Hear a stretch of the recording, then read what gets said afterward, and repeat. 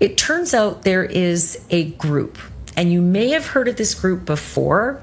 It is a group of mothers, and they do regular searches for missing persons south of the border.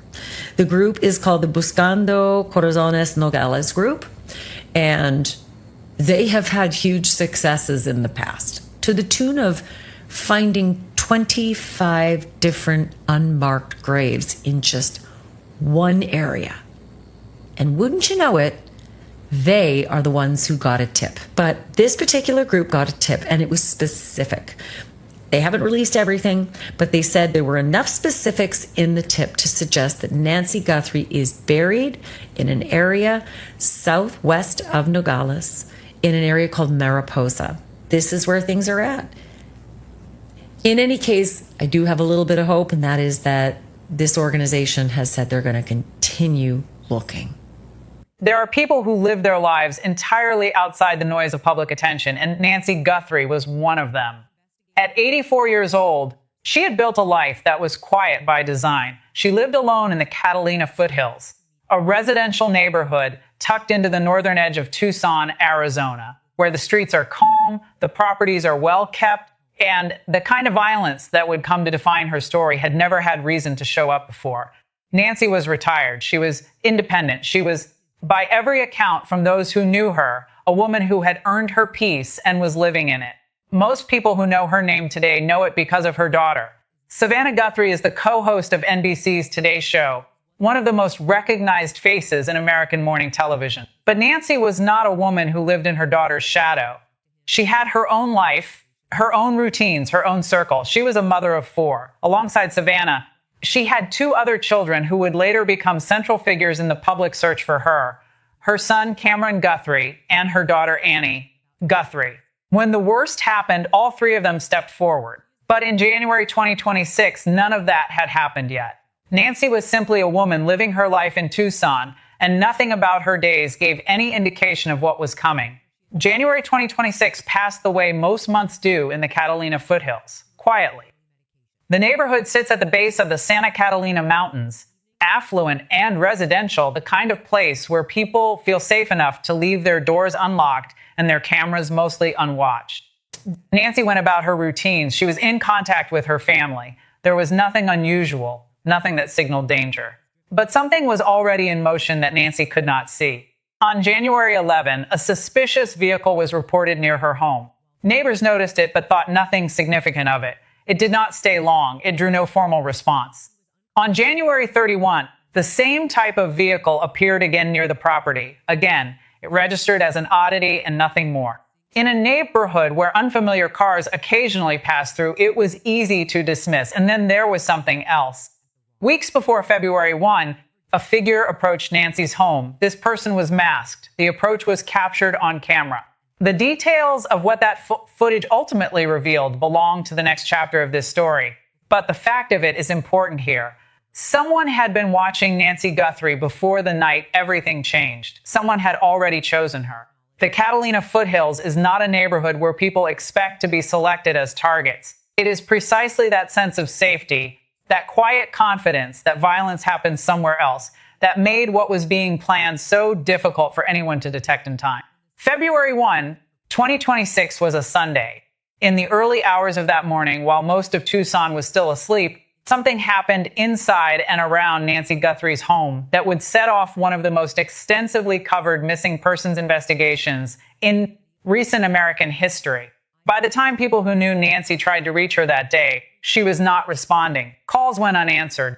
The silence stretched past the point where it could be explained by a dead phone or an early errand. Her family knew something was wrong. By the end of that day, Nancy Guthrie was officially reported missing to the Pima County Sheriff's Department. Deputies arrived at her home. What they found when they got there stopped this from being treated as a routine welfare check within moments of their arrival. The scene raised immediate red flags. The response escalated fast. This was not a situation where an elderly woman had wandered off or taken an unannounced trip. Something had happened here, and the evidence of it was visible enough that law enforcement moved quickly to a different classification entirely.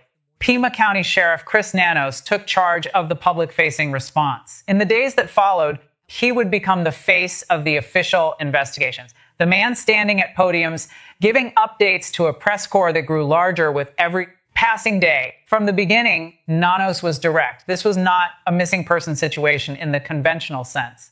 Authorities believed Nancy Guthrie had been taken against her will from her own home. The word abduction entered the public conversation, and it did not leave. When Savannah Guthrie's name attached itself to the story, the national media arrived in force. Cameras set up outside the Catalina Foothills home. News alerts went out across every major platform. A private woman who had spent her life outside the spotlight was now at the center of a story the entire country was watching. Nancy Guthrie was gone, and nobody yet knew where she was, who had taken her, or why. When investigators arrived at Nancy Guthrie's home in the hours after she was reported missing, one of the first things they looked for was the doorbell camera. It was a Google Nest device mounted at the front door, the kind of technology that has become standard in residential neighborhoods across the country. In a case where there were no witnesses, no immediate suspects, and no explanation for what had happened inside that house, that camera represented the closest thing to a first-hand account of the night of February 1. It was gone. The device had been physically removed. Whether it had been taken during the abduction itself or in the moments leading up to it, the camera was no longer mounted where it should have been. Along with it, the footage it had captured appeared to be gone as well. Investigators flagged this immediately. The removal of a recording device at a crime scene is not accidental. It is deliberate. It tells investigators something specific about the person they are looking for, that they were aware of the camera, that they planned for it, and that they understood the risk it represented to them. The FBI entered the case alongside Pima County. Federal resources were now flowing into Tucson, and one of the priorities from the earliest days was recovering whatever data that camera had captured before it was taken. That effort led directly to Google. The Nest camera, despite being physically removed, had been backing data to back-end servers. Investigators partnered with Google to attempt to pull whatever residual information remained. 9 days after Nancy was reported missing, on February 10, FBI Director Kash Patel announced publicly that the effort had worked. In a post release that day, Patel confirmed that footage had been recovered. He explained that the data had been lost, corrupted, or inaccessible due to a combination of factors, including the removal of the recording device itself, but that it had ultimately been pulled from the residual data stored in the back-end systems. The Guthrie family was shown the images before they were made public. What the recovered footage showed changed everything about how the public understood this case. The video was grainy, the way doorbell camera footage often is in low light, but what it captured was clear enough to matter. Figure approached Nancy Guthrie's front door. This person was wearing a full face mask. They had gloves on both hands. They were armed, a handgun visible in a front holster. Across their back, they carried a black backpack, later identified by FBI analysts as a 25-liter Ozark Trail hiker pack. There was a flashlight in their mouth, hands occupied, moving with a kind of practiced deliberateness. The figure placed a gloved hand directly over the camera lens, and then, when that did not fully conceal it, reached for a nearby shrub and used it to cover the device entirely. The FBI formally identified this individual as the suspect in the kidnapping of Nancy Guthrie. Following forensic analysis of the footage by the FBI's Operational Technology Division, investigators released a physical description. The suspect is male. He stands approximately 5 feet 9 to 5 feet 10 inches tall. He has an average build. That was the full extent of what could be confirmed from the footage. No name, no identity, no arrest. In March 2026, additional images were recovered from 3 separate cameras positioned at different points around the property: the front door, the driveway, and the backyard. None of this new footage was from the night of the abduction itself, and investigators confirmed it did not represent a major break in the case. But what it did show was that the suspect had been at or near Nancy Guthrie's property on multiple occasions in the days and weeks leading up to February 1. This was not a random act. This person had been watching. They had studied the property, the cameras, the routines, and they had returned more than once before they made their move. While investigators were working through the surveillance evidence, something else was happening that added an entirely different dimension to the case. Ransom notes surfaced. Multiple communications were sent to media outlets claiming to be from the individuals holding Nancy Guthrie. TMZ received one. At least 2 local Arizona news outlets received communications as well, including Cold, the CBS affiliate in Tucson. The notes issued a deadline, a Monday, by which the family was expected to respond. That deadline passed. Nancy was not returned. No exchange was made. No proof of life was provided alongside the demands. Then a second message was sent to Cold. Savannah Guthrie, Cameron Guthrie, and Annie Guthrie responded publicly. In videos released on social media, all 3 addressed the individuals who claimed to be holding their mother directly. Savannah spoke plainly. She said the families had received the message. She said they understood. She said they were ready to talk and wanted proof that their mother was alive. In a subsequent video, she went further, stating that the family would pay for Nancy's safe return and asking only that she be brought home. The videos were watched by millions of people. Investigators detained a person of interest in connection with the case. That individual was questioned and then released without charge. The ransom notes themselves remained unverified by authorities in any official public statement, though the family's direct responses to the abductors confirmed that communications had been received and taken seriously. With a suspect still unidentified and Nancy still missing, the FBI in Pima County moved to put financial pressure on anyone who might have information.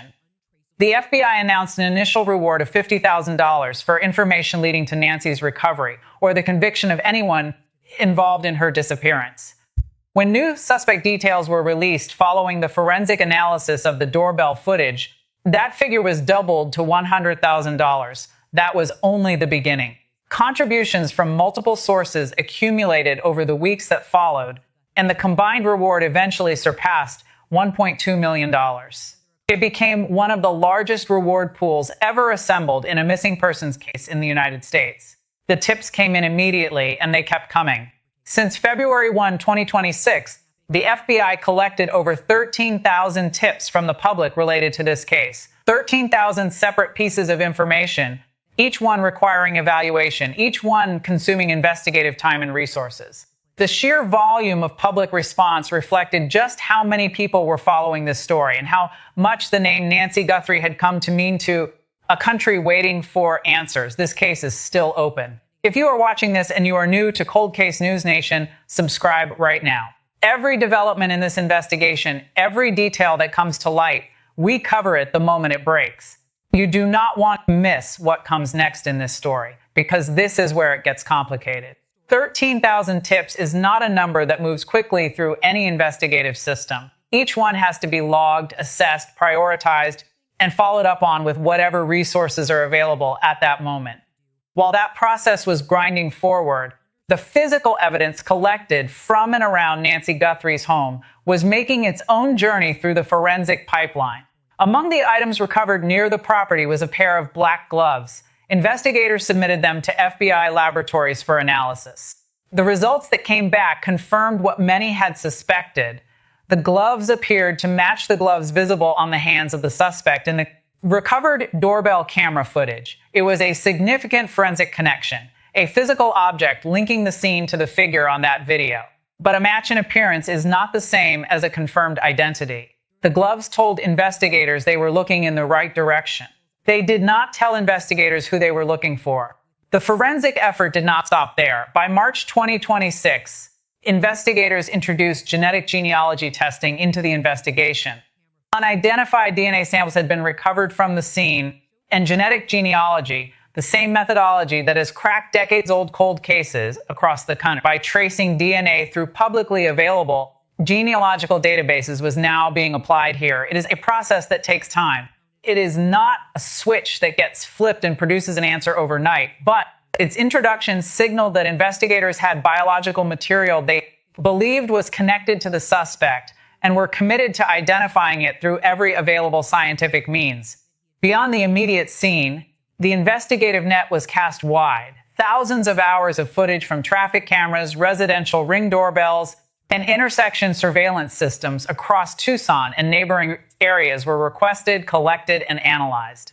Investigators were looking for the vehicle, for a route, for any image that placed the suspect somewhere identifiable before or after February 1. The review stretched across multiple states. It consumed enormous resources, and despite all of it, no confirmed identity for the suspect emerged from that footage review. There was one more lead that investigators had to chase down in the early weeks. On the morning of Nancy's abduction, residents in the area reported a power and internet outage in a case where a doorbell camera had already been physically removed and a recording device disabled. The question of whether that outage was deliberate was an obvious one. Sheriff Chris Nanos confirmed publicly that investigators were looking into it. A utility box located around the corner from Nancy's home was examined after showing signs of having been tampered with. Nanos ultimately ruled out that specific utility box as the source of the outage. But the investigation into the outage itself and its possible connection to the abduction remained an open thread. With the forensic work running in parallel, the institutional response to the case was taking shape at a higher level. A joint task force was formally established, bringing together FBI field agents from the Phoenix Division and homicide detectives from the Pima County Sheriff's Department. This was not a routine investigative pairing. It represented a significant commitment of federal and local resources to a single case, a structure designed to combine the FBI's national reach and technical capabilities with the local knowledge and jurisdictional authority of Pima County. The two agencies worked alongside each other, sharing intelligence, coordinating tip follow-ups, and pursuing multiple lines of inquiry simultaneously. Sheriff Nano stepped forward with a warning that cut through any sense that this case was contained. He stated publicly that the suspect could absolutely strike again. The community, he said, was at risk. That statement landed hard. It meant that whoever had planned and executed the abduction of an 84-year-old woman from her home in an affluent Tucson neighborhood was still out there, still unidentified, and in the assessment of the county's top law enforcement official, potentially capable of doing it again. The task force pushed hard through the incoming tips. Investigators were described as working relentless hours, pursuing leads across multiple tracks at once, leaving no credible report unexamined. The effort was real and it was substantial. Then a new name entered the picture, and it came from a direction no one had initially anticipated. On May 29, 2026, a kidnapping took place at the intersection of River Road and La Cholla Boulevard in Tucson. That intersection sits less than 7 miles from Nancy Guthrie's home in the Catalina foothills. Pima County Sheriff's Department issued a public alert for a woman wanted in connection with that crime, 40-year-old Coral Michelle Smith. Smith's history was extensive and serious. Court records showed prior convictions for kidnapping, assault, robbery, and disorderly conduct across 4 separate prison sentences.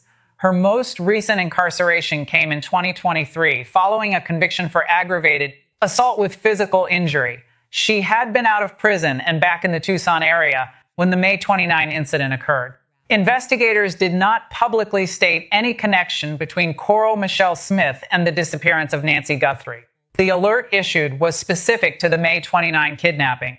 But a retired police detective who commented publicly on the development was direct about what standard investigative protocol required. The proximity alone, a kidnapping less than 7 miles from the site of Nancy's abduction, involving a career criminal with a documented history of exactly the kind of violent offenses relevant to Nancy's case, meant that Smith needed to be found, questioned, and either connected to or formally cleared from the Guthrie investigation. That is how these cases work. You pull the thread. You follow it until it either leads somewhere or it does not. No public confirmation of any link between Smith and Nancy's disappearance has been made by investigators. And that is when things started going wrong, not inside the investigation, but in the relationship between the investigation and the public watching it. On March 5th, 2026, Fox News investigative reporter Michael Ruiz reported something that stopped many people following the case in their tracks. A full month had passed since the last public news conference on the Nancy Guthrie investigation. 30 days of silence from the agencies running the most high-profile missing persons case in the country. No named suspect, no arrest. No public update on where the forensic evidence stood or what the task force had uncovered. The task force had gone quiet. The daily press briefings that had defined the early weeks of the investigation were gone. The podium where Sheriff Nanos had stood and addressed a packed room of journalists sat empty. Public attention, which had been enormous and sustained, began to drift toward other stories. The people who had been following every development started asking the same question. Had the trail gone cold? The investigation had not stopped. Investigators were still working the case behind closed doors, still processing evidence, still running down leads. But from the outside, from the perspective of anyone who was not inside that task force, the case had entered a silence that felt like stalling. And in missing persons investigations, silence is never just silence. It is the space where doubt grows, where momentum dies, and where cases begin the slow drift toward the shelf. Nancy Guthrie had now been missing for more than a month. The suspect was still unidentified. The forensic results were still pending, and the only sound coming from the official investigation was nothing at all. While the investigation north of the border was going quiet, a question that had been sitting at the edge of the public conversation since the earliest days of the case was refusing to go away. Nancy Guthrie's home in the Catalina foothills sits approximately 70 miles north of the United States and Mexico border at Nogales, Arizona, 70 miles on a straight road through the Sonoran Desert, at highway speed, in the early hours of a Sunday morning when traffic is minimal and checkpoints are largely unattended on the outbound side. That is a journey of roughly 90 minutes to 2 hours by vehicle. For someone who had planned this carefully enough to remove a doorbell camera, wear gloves, carry a weapon, and surveil the property on multiple occasions before making a move, an hour-and-a-half drive to the border was not a complication. It was an option. The question of whether Nancy had been taken south of the border was one that analysts, investigators, and members of the public had been circling since February. It was logical. It was geographically feasible. And it carried with it an uncomfortable reality. If she had been taken across that border, the investigative picture changed entirely. American jurisdiction ends at that line. FBI authority does not extend into Mexican territory. Every lead, every resource, every legal tool available to Pima County Sheriff's Department and the federal task force stops functioning the moment a suspect crosses into Sonora. Despite all of that, the American authorities showed no visible urgency in pursuing this theory in the early weeks. No formal alliance with Mexican officials was publicly announced. No joint investigative framework with agencies on the other side of the border was established in any way that investigators chose to make public. The theory existed, it was discussed, and then for weeks it appeared to go nowhere. News Nation reporter Brian Enton decided to test the theory in the most direct way possible. He drove to the Nogales border crossing and crossed into Mexico. He did not need a document to do it. He walked across, spent time on the Mexican side asking questions and gathering information, and then returned to the United States, all within the same day, in time to file his evening news report. The entire exercise took hours, not days. It required no special preparation, no paperwork processed in advance, no clearance from any authority on either side. What Enton's demonstration established was something that investigators already knew, but that the public needed to see to fully understand. The Nogales crossing is one of the most accessible border points along the entire southern boundary of the United States. Outbound vehicle and foot traffic from the American side moves with minimal screening. The rigorous inspection infrastructure, the X-ray machines, the document checks, the intensive search protocols is concentrated almost entirely on what comes into the United States, not on what leaves it. A vehicle heading south through Nogales in the early hours of a February morning would pass through that border with very little friction. This was not a theoretical vulnerability. This was a documented, demonstrable reality that Brian Enton put on camera for the entire country to watch. And once people saw it, the question of why investigators had not pursued the south of the border angle with more visible intensity became significantly harder to answer. If someone wanted to move a person across that border quickly, quietly, and without leaving a trail that American investigators could follow, Nogales was the place to do it. The route was not complicated. The crossing was not difficult. And the distance from Nancy's front door to the other side of that line was 90 minutes. But here is where the investigation showed one of its most significant structural weaknesses. From the earliest days of the case, the public messaging around cross-border coordination was inconsistent. FBI officials and Arizona state authorities gave statements that did not always align with each other on the question of whether joint efforts with Mexican counterparts were underway. At certain points, it appeared that coordination was happening. At other points, the statements from both sides made it clear that the left hand and the right hand were not communicating the way a case of this magnitude required. No American contingent was sent south of the border to search. No cadaver teams from the United States crossed into Mexico to work alongside local authorities.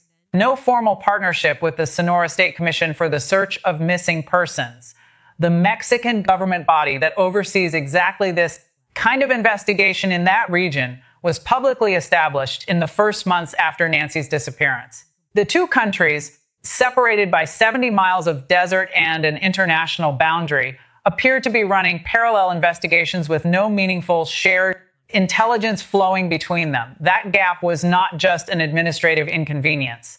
In a case where every day without answers potentially allowed a suspect to move further, destroy more evidence, or simply wait out the investigation, a coordination failure of that scale had real consequences. To understand exactly why that gap exists and what it costs an investigation, it helps to hear from someone who has worked at the intersection of criminal profiling, victimology, and cross-jurisdictional law enforcement at the highest level. Dr. Tracy Sargent is a forensic criminologist, a victimologist, a behavioral analyst, and a criminal profiler. She is also a crime scene analyst, a certified law enforcement officer, a canine handler, and a public safety trainer with a career that spans some of the most complex missing persons cases in modern American history. Among them is the Natalee Holloway case, a disappearance that crossed international lines and exposed many of the same coordination failures now visible in the Nancy Guthrie investigation. Dr. Sargent is direct about why cases that cross international boundaries are among the most difficult to manage. Different countries operate under different legal frameworks. What is permissible for an American investigator on American soil requires an entirely different set of approvals, agreements, and diplomatic channels the moment it crosses an international line. Add to that the cultural differences in how law enforcement agencies approach missing persons cases, the competing priorities of agencies that have their own caseloads and their own jurisdictional obligations, and the reality of limited shared resources, and you begin to understand how two investigations can exist simultaneously in two countries without ever truly connecting. But Dr. Sargent's most pointed observation goes beyond the structural explanation. She notes that south of the Nogales border, in the very region where investigators should have been looking from the beginning, there is a known location where human remains have been found before.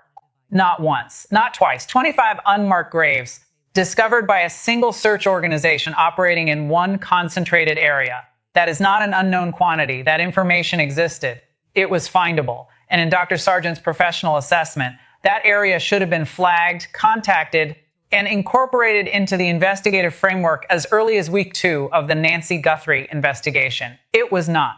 The call that should have come from American authorities to their Mexican counterparts never came. And so the tip, when it finally arrived, did not go to the FBI. It did not go to the Pima County Task Force. It went somewhere else entirely. South of the Nogales border, in the state of Sonora, Mexico, there is an organization that does not wait for phone calls from American law enforcement agencies.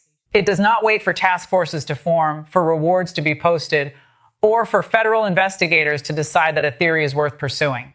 It was built by mothers. It is run by mothers. And it exists because in this part of Mexico, the official systems for finding missing people have historically not been enough. Buscando Corazones Nogales, which translates to Searching Hearts Nogales, is a volunteer search organization based in Nogales, Sonora. The group was formed to do the work that falls through the cracks of formal law enforcement, to go into difficult terrain, follow leads that government agencies cannot always prioritize, and search for people who have disappeared in a region where disappearances are not uncommon and answers are rarely guaranteed. The women who founded it and who continue to run it understand the landscape they work in. They understand the risks, and they go anyway. The group is led by Ramona Guadalupe Ayala Ortiz. Under her leadership, Buscando Corazones Nogales has built a track record that commands genuine respect from the Mexican authorities who work alongside them. This is not a group of untrained volunteers wandering through the desert hoping to stumble across something. These are experienced searchers who know the terrain south of Nogales intimately, who understand what disturbed ground looks like, who know what to look for and where to look for it. Their most significant achievement to date speaks for itself. In a single concentrated area south of Nogales, this organization has previously located 25 separate unmarked graves. 25 people who had no marker, no memorial, no official record of where they ended up. 25 sets of remains found by a group of mothers who refused to stop looking. That is the organization that received the tip about Nancy Guthrie. The territory they operate in is not safe in the way that search operations in American suburbs are safe. This is an area where criminal activity and violence have made unauthorized movement genuinely dangerous for anyone who is not operating with protection. Buscando Corazones Nogales does not go into sensitive search zones without security. They require it. And the Mexican authorities who recognize their value provide it. The first contact came in May 2026. An anonymous caller reached out to the group with information related to Nancy Guthrie. The tip at that stage was not specific enough to direct a search to a particular location. It was vague in the way that early tips often are, enough to register, enough to log, not enough to act on immediately with full resources. The group noted it and kept it in their system. Then in June 2026, a second call came in. This one was different. The second tip was specific. It named a location. It provided enough detail that the group could orient a search operation around it rather than simply canvassing a broad area and hoping for the best. The location identified in that second tip was an area called Mariposa, situated southwest of Nogales. Mariposa means butterfly in English. It is a remote area, the kind of terrain that does not draw casual visitors, the kind of ground that holds secrets because nobody has reason to go looking. It was not a random choice by whoever made that call. Mariposa was an area where Buscando Corazones Nogales had previously conducted searches. It was familiar ground to them. It was the same general zone where their most significant prior discoveries had been made. Whoever provided that second tip either knew the area well enough to name it specifically, or knew something about what had happened to Nancy Guthrie that directed them toward it. In tip triage, the difference between a vague report and a specific one is the difference between a lead that sits in a queue and a lead that moves to the front of the line. Dr. Tracy Sargent is clear on this point. When investigators are managing thousands of incoming tips with limited resources, specificity is the filter. A call that names a location provides contextual detail and aligns with what is already known about the geography of a case is not treated the same way as a call that says someone was seen somewhere and provides nothing further. The second tip to Buscando Corazones Nogales had details. It had enough to act on, and the group acted immediately. Buscando Corazones Nogales did not go to Mariposa alone. Before the search began, the group secured formal support from the Sonora State Commission for the search of missing persons. This is a Mexican government body, an official state-level institution with a specific mandate to assist in the location of missing persons within Sonora. Their involvement transformed what could have been a volunteer-led field search into a government-backed operation. This was not a group of mothers operating outside official channels. This was a recognized, trusted organization working in direct coordination with state authorities. Municipal and state officials from the Sonora government provided armed security personnel to accompany the search team into the Mariposa area. That security detail was not ceremonial. The terrain they were entering, an area that had already yielded 25 unmarked graves on previous searches, is the kind of ground where the presence of armed protection is a practical necessity rather than a precaution. The Mexican government did not need to send anyone. They had no legal obligation to support a search for an American woman who had disappeared from a city 70 miles north of the border. They chose to. They committed resources and personnel to this effort because the tip was credible enough and the organization requesting support was trusted enough that the response was yes. Search team entered the Mariposa area and worked through it systematically. They were methodical. They covered the ground the tip had directed them toward. They used their experience, their knowledge of what previous searches in that area had uncovered, and the specific information from the June tip to guide where they focused their attention. Nancy Guthrie was not found, but the group did not pack up and leave with that result. Ramona Guadalupe Ayala Ortiz stated clearly that the search was not finished. They had not exhausted the area. They had not followed every lead the tip had generated. They were going back. The armed security support remained in place. The Sonora State Commission remained engaged. The search in the Mariposa area was ongoing. Back in Tucson, Arizona, the Pima County Sheriff's Department learned about all of this the same way much of the public did, through media reports. The department posted a statement publicly on X. The full text of that statement read as follows. They were aware of reports regarding an anonymous tip related to the Nancy Guthrie investigation that had been provided to a group in Mexico. At that time, they had not been contacted by Mexican authorities. The investigation remained active and ongoing, and they would continue to follow up on any credible information. Read that statement carefully, because what is missing from it is as significant as what is in it. There is no line stating that Pima County had reached out to Mexican authorities. There is no mention of a representative being dispatched to the search area. There is no reference to cadaver dogs being prepared for deployment south of the border. There is no acknowledgement that a Mexican government commission had formally backed a search operation connected to their active investigation. Statement says they had not been contacted. It does not say they made contact themselves. No Pima County official traveled to Mariposa. No American investigative assets were added to the search. The department did not know the operation was happening until it had already been reported in the press. Dr. Tracy Sargent's response to this, when asked directly, was measured but unambiguous. She has seen this pattern before. She is not entirely surprised by it. Cross-border cases between two countries with different legal systems, different investigative cultures, and different institutional priorities produce exactly this kind of disconnect with a regularity that anyone who works these cases understands. The jurisdictional realities are real. The structural barriers are genuine. None of that makes them acceptable. Because here is what that statement from Pima County represents in practical terms. A Mexican volunteer organization received a tip specific enough to direct a search to a named location. A Mexican state commission considered that tip credible enough to formally support the operation. Mexican municipal and state officials considered the search important enough to provide armed security.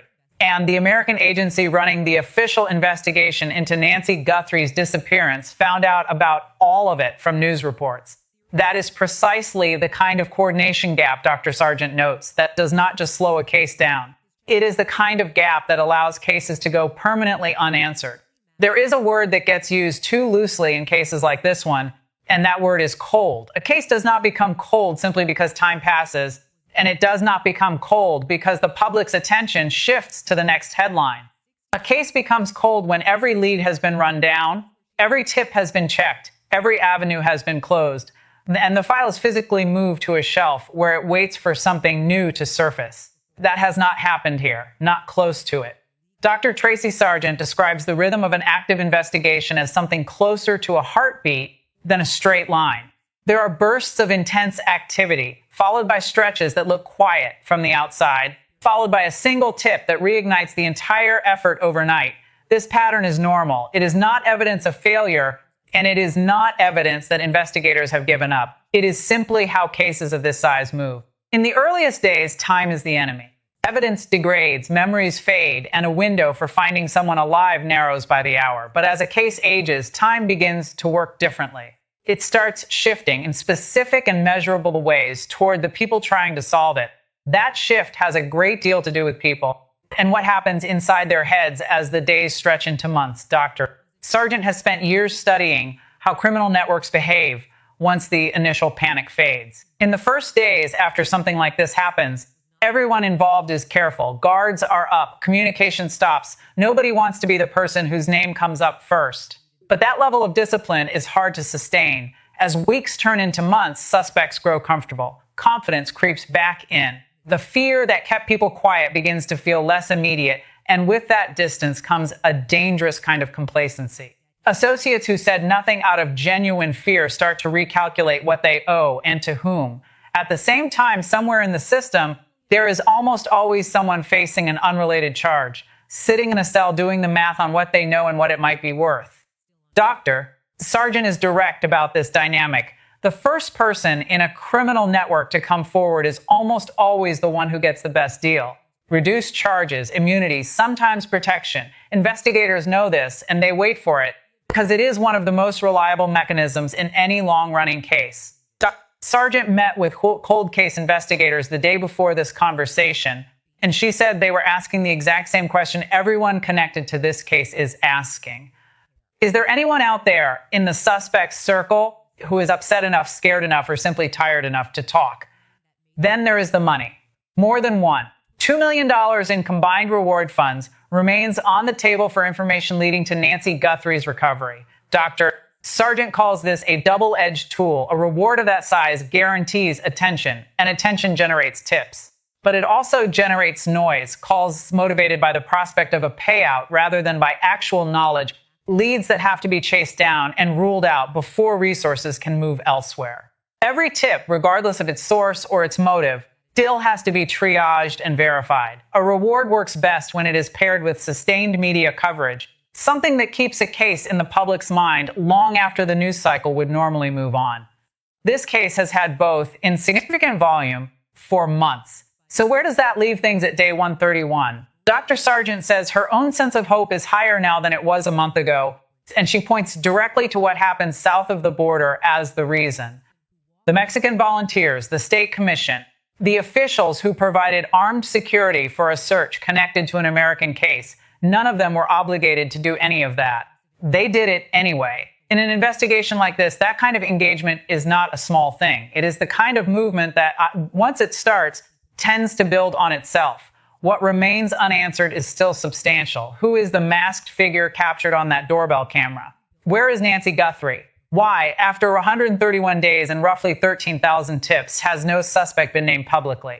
Whether Pima County will send representatives south before the trail in Mexico goes cold, and whether someone close to whoever did this decides finally that the deal is worth more than silence. This case is not over. Nancy Guthrie has not been found. The investigation remains active, and the world is still watching. If you have any information, contact the FBI at 1-800-CALL-FBI.